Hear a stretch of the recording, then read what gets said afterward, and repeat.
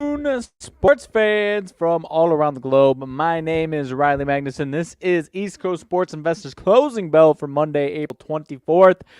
I am rolling solo today on this fine Monday.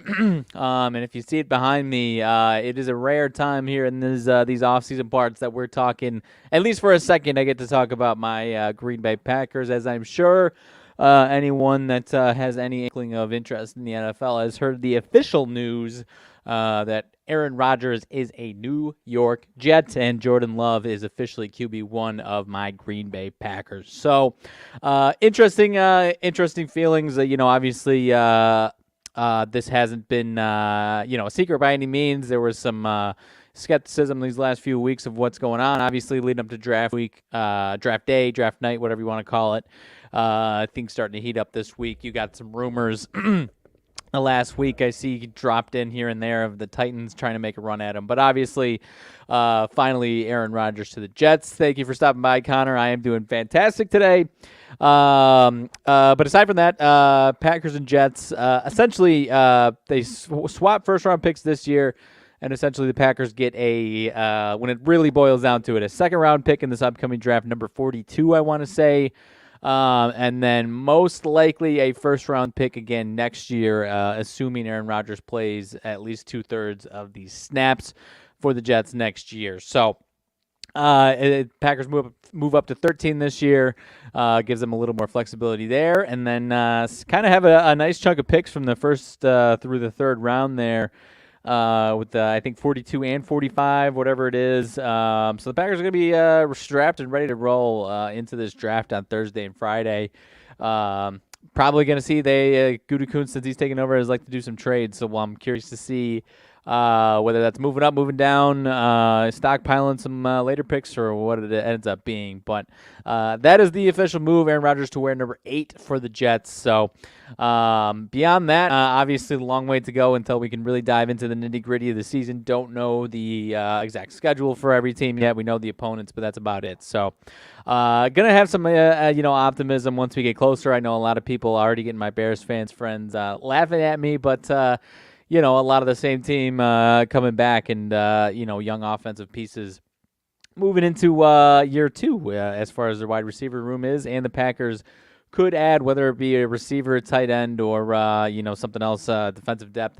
I don't know, but I think the Packers will have more of a say than people are giving them credit for at this point. But obviously, a lot of that falls on the productiveness of Jordan Love. So we will see here, and as I mentioned, I'm sure talks of NFL draft will heat up as the week moves along here. Initially, was only planning on giving a quick, short and sweet Monday afternoon NBA playoffs and MLB slate breakdown, but obviously had that moving coming down the pipe about an hour and a half or so ago, 2 hours ago, whatever it was at this point. So Jets obviously right around 15-1 to win the Super Bowl.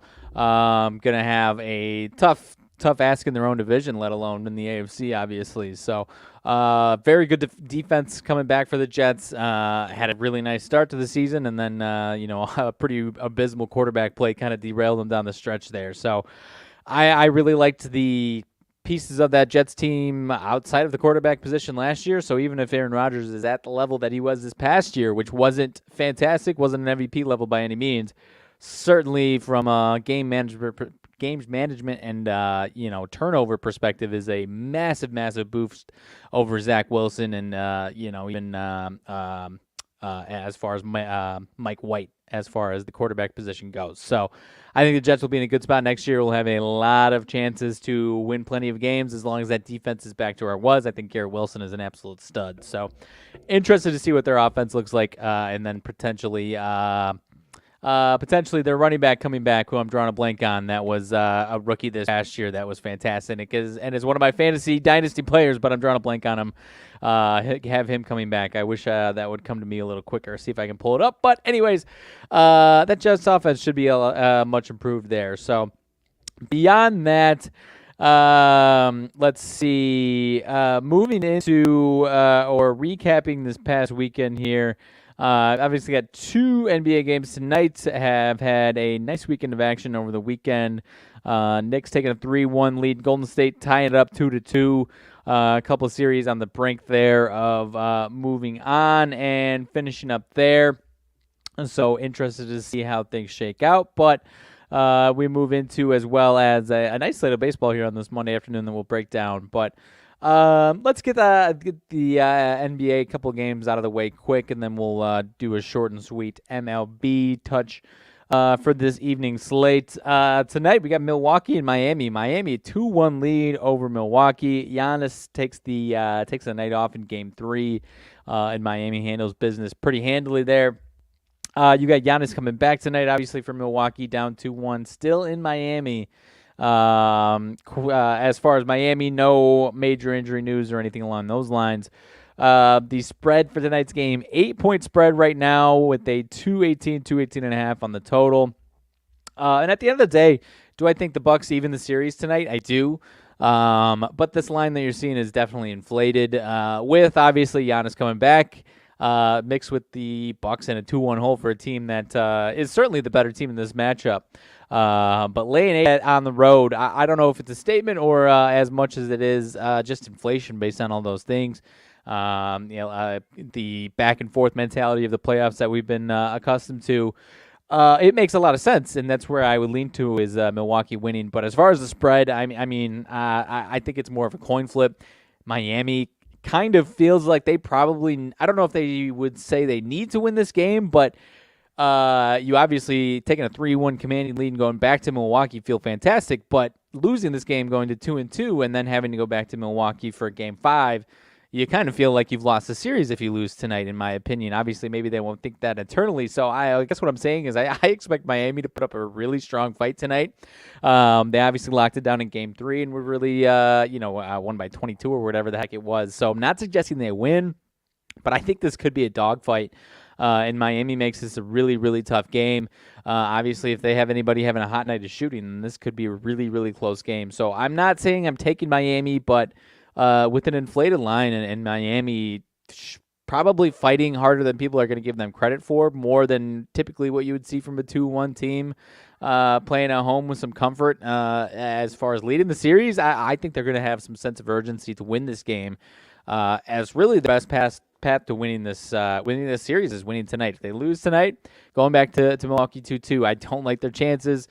And even if they're able to manage that game, you would have to win again in Game 5 if you lose tonight to really have a chance at winning this series. So I'm not saying I'm sprinkling on Miami. I'm not saying I'm taking them +8, but don't count out the Miami Heat tonight at home in Miami. I think they're going to put up a good fight. I will lean towards them covering, Milwaukee winning, but Miami covering is what I'll lean to, but I'll leave it on the desk. Last one up, or the late game of the two, Memphis and the Lakers. Lakers 2-1 lead over Memphis. Obviously, you've got the antics from these games going back and forth these last few here, and even dating back to the regular season. A lot of people, we've been talking about this team now. A lot of people obviously buying in and believing in this Lakers team, and I'm not here to stop you from doing that by any means. I think the Grizzlies have put up a really strong fight here tonight. I really don't know what to expect out of the spread, and honestly, who's going to win. I would lean towards the Lakers winning, but it really would not surprise me at all if Memphis can win this game altogether and push this one back to 2-2. Totally different scenario from the from Miami and Milwaukee game. Lakers lose this one, they're not losing hope on the entire series. Despite it going back to Memphis and losing the advantage, they obviously still feel like they can win a 7-game series here, regardless of what happens. So as much as I think they'll probably still have some sense of urgency, I'm going to lean towards Memphis covering this one tonight too. I could see this one going a number of different ways. Obviously, Memphis had their slow start to Game 3 here in LA, so I think that's going to be a little different this time. I think they're going to be the hotter team coming out of the gates. So I'll even lean towards Memphis in the first half taking care of business and covering the 2.5 and winning. But I'm not going to take anything out of these games, but I will lean towards the underdogs, the home dog Miami to cover and the away dog Memphis Grizzlies to cover. So that's where I'm going. Nothing crazy confident with either of those two games, but just trying to get away from getting carried away on believing too much in the Lakers because they still have some flaws, and this Grizzlies team can definitely bounce back, and B, not putting too much stock into Milwaukee down 2-1. As much as I think they'll win, Not going to give them a going away win that easily here tonight. So that does it for the two NBA games. Switching over to the MLB slate, a handful. We'll try and breeze through these as quick as possible. First one up, Colorado and Cleveland. Gomber versus Quantrill. Gomber on the mound for Colorado. He has been absolutely terrible to this point. 22 earned runs over 16 and a third innings pitch. Match that up with Quantrill, who last time out, 6 innings, 4 hits, no earned runs against Detroit last time out. So honestly, to see that and to see Cleveland plus money on the run line, we don't like taking the home teams on the run line anyways, but point is that plus money on the run line seems a little too good to be true. I do not have much interest in taking Gomber on the road here for Colorado with how bad he's been just in general these last 2 years. But with a guy with those numbers that he's putting down, to see a game total only at 8 as opposed to 9.5 with a guy like that on the mound is definitely kind of eye-opening. So I guess what I'm saying is I'm leaning towards a Gomber bounce back or finally a nice start here for Colorado. That could even mean allowing 4 runs through 6 innings, though, I guess is the issue here. So would it shock me if Cleveland had a nice game and won 5-2? Absolutely not.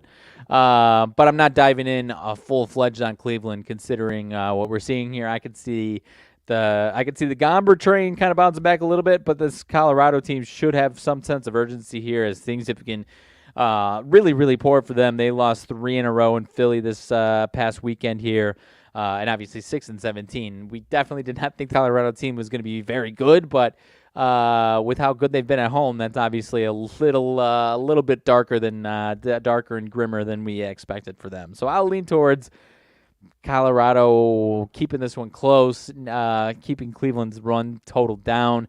Not sure what to expect out of Quantrill and Colorado's offense. I would honestly lean towards Colorado's offense, putting up a few runs, but end of the day, I'd just back off and beware of Cleveland, I guess is what I'm trying to say with this one here.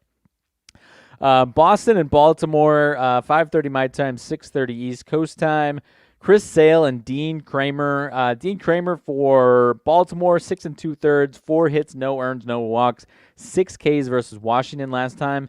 Last time out, Sale, 6 innings, 3 hits, 1 earned run, 2 walks, 11 Ks last time versus Minnesota. So he's actually, last start was kind of a vintage Chris Sale starter, close to it, what you would expect. He has faced, but actually both these guys have faced the opposing team once this time. Sale in his open start, very bad, 3 innings, 7 earned runs. Kramer himself, not very good. So kind of could see, if not one of them, maybe if not both of them, at least one of them having some type of bounce back in this game. Opening number was Boston minus 147. Now you're down to minus 120. I'll lean towards another really nice, I shouldn't say dazzling Chris Sale start, vintage Chris Sale start, but as much as Jeff and I like to joke about him, I'm going to lean towards Chris Sale having a nice night tonight. The first 5 price for this one is a little steeper than the full game, kind of giving you maybe some confidence in Boston in the first 5 there. Not saying I'm jumping all the way in on first 5 minus to have to get the plus money, but I think Chris Sale has a nice start tonight, and I think Boston is the winning side of this one. It is a lean, but I will give the edge to Boston in this one tonight. Moving on down, Houston and Tampa, obviously good one, good series here.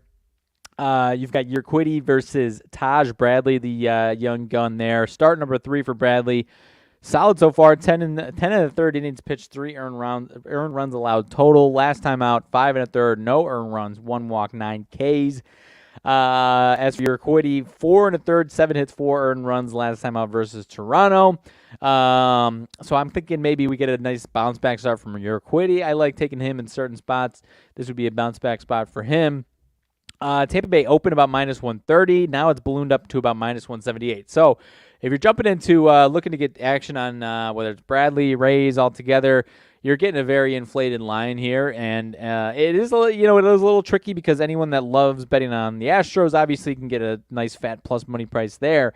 But we're talking about the 19-3 Tampa Bay Rays, who have opened up another winning streak on their hands right now. So I'm actually going to lean towards Houston, who's starting to play really, really well here. I think this is a great spot to get some value on the Houston Astros, despite it being on the road, a team that obviously we believe is, if not the best team in the American League, certainly one of them. Obviously, Tampa is playing like that. Had a couple of close calls where they probably should have lost to my White Sox over the weekend as opposed to a 3-game sweep. So all in all, I am kind of looking at a spot where Tampa Bay is going to be looking at some regression here. Obviously, you could wait for this one, and maybe you hope that they lose a couple in this series if they lose one here tonight.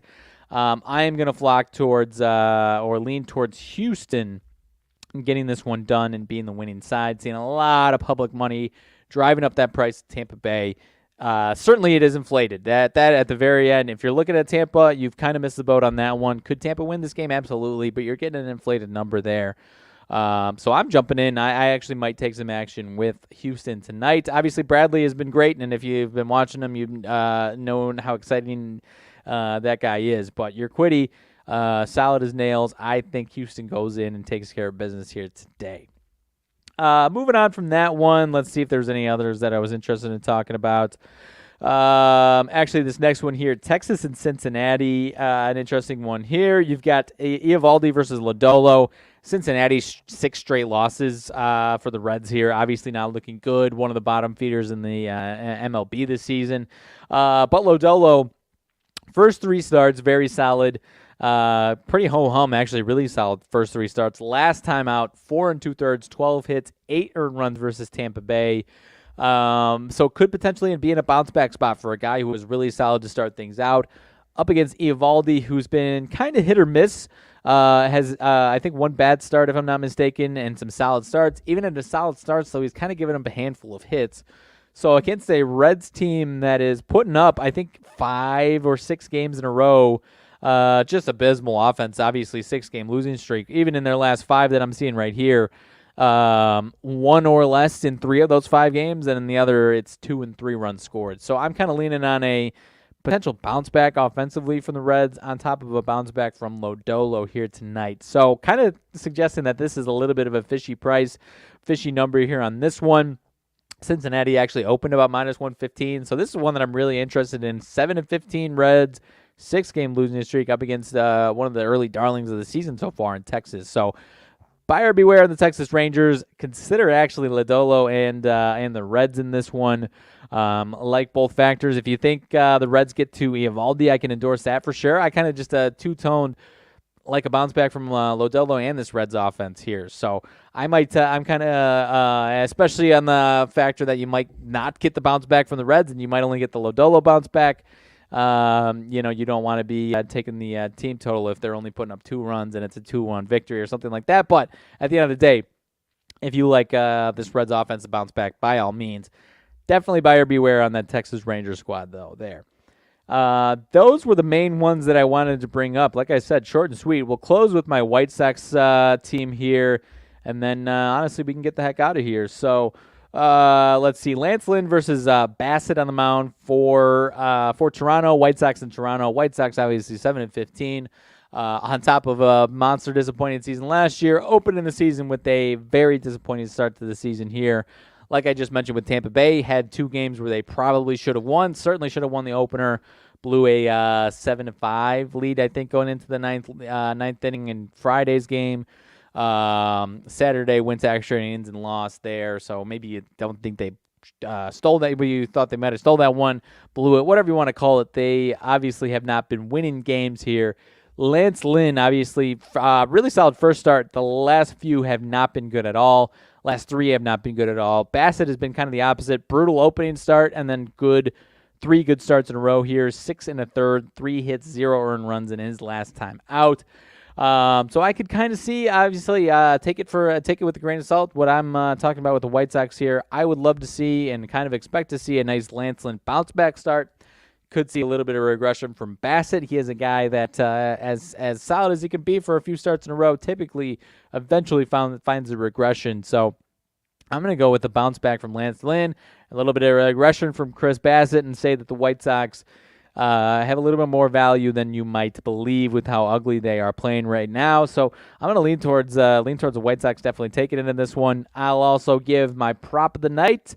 Again, take it with a grain of salt with my homer opinion here, but Eloy Jimenez 3 for 5 lifetime against Bassett.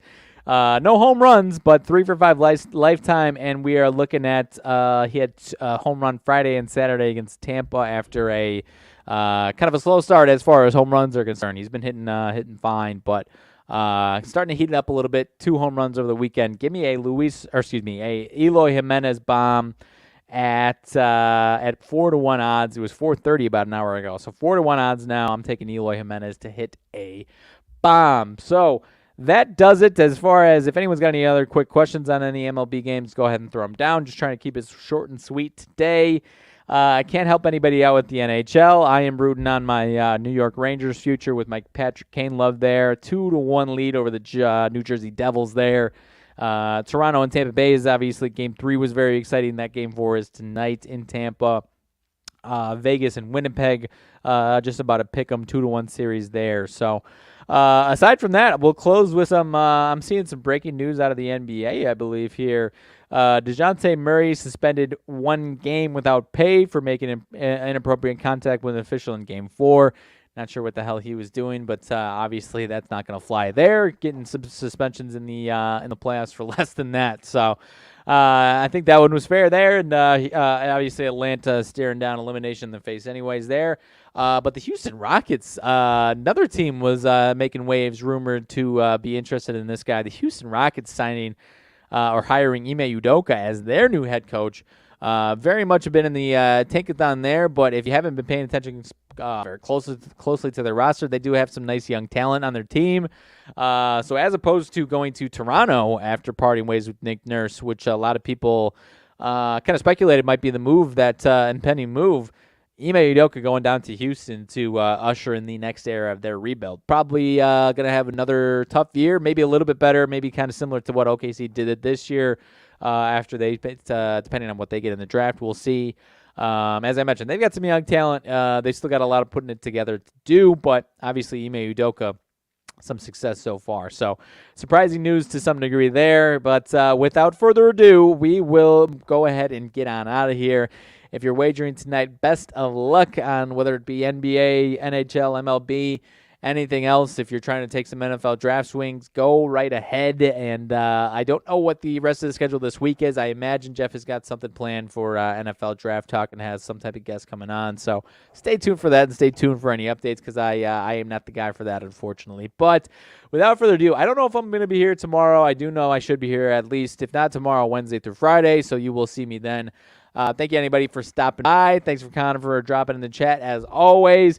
And, again, be responsible tonight with whatever you do in the rest of the week. But at the end of the day, best of luck, and we will see you soon.